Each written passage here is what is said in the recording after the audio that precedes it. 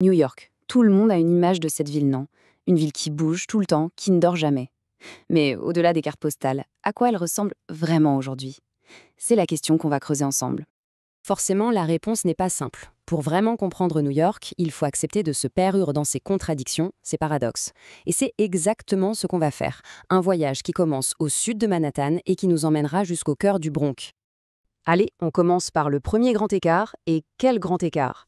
D'un côté, la richesse, l'argent qui coule à flot, et de l'autre, la réalité quotidienne, beaucoup plus dure pour la plupart des gens. Pour se faire une idée, regardons ce chiffre. 565 000 $. C'est le salaire moyen dans le quartier de la finance, rien que ça. C'est là que bat le cœur du capitalisme mondial, avec le NSI, le Nasdaq. On parle d'une capitalisation boursière cumulée de 45 000 milliards de dollars. C'est juste vertigineux. Mais voilà, juste à côté de ces tours d'argent, il y a une autre réalité. Celle que raconte ce chauffeur Uber. Il explique que ses amis, ils partent. Ils déménagent dans le New Jersey, en Pennsylvanie, tout simplement parce qu'ils n'arrivent plus à suivre. Le contraste est brutal.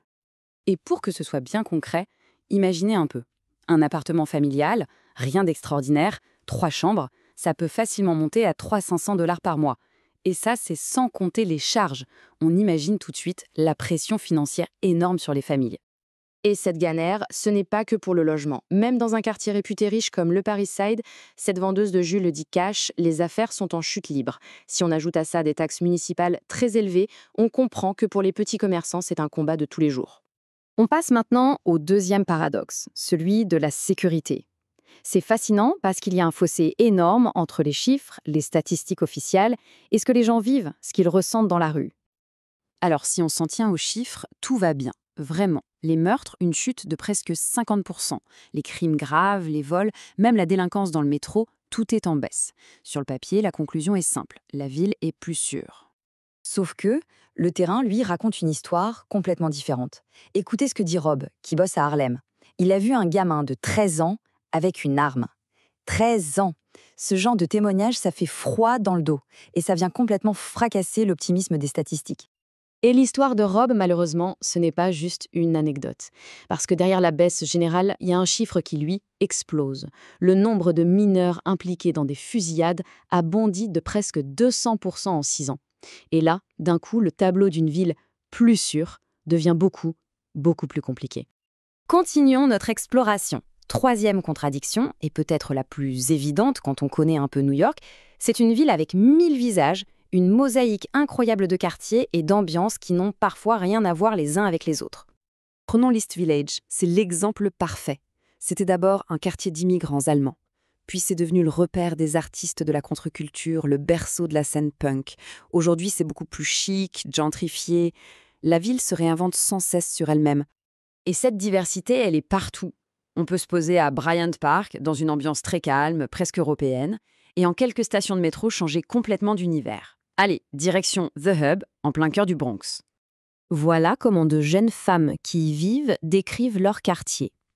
Le mot est lâché. Ghetto. C'est un endroit plein de vie, un carrefour bouillonnant, mais leur message est clair.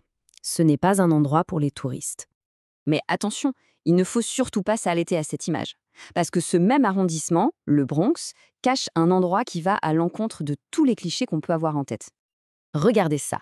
D'un côté, on a l'agitation urbaine de The Hub. Et de l'autre, à quelques kilomètres à peine, on a City Island. On se croirait dans un petit village de pêcheurs en Nouvelle-Angleterre avec ses maisons à clôture blanche.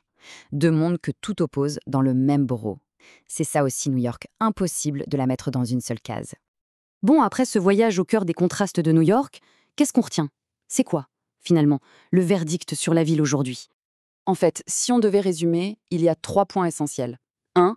L'énergie. Cette fameuse vibe new-yorkaise, elle est clairement de retour. 2. La pression financière est immense, le coût de la vie pèse de plus en plus lourd. Et 3. Le point le plus important, une seule perspective, une seule histoire ne suffira jamais à définir cette ville. C'est une mosaïque. Et c'est là-dessus qu'on va se quitter. Dans une ville qui compte 8 millions d'habitants, et donc 8 millions d'histoires différentes, est-ce qu'un seul récit, une seule vérité peut vraiment exister? Ou est-ce que l'essence même de New York, c'est justement de n'être jamais la même chose pour tout le monde?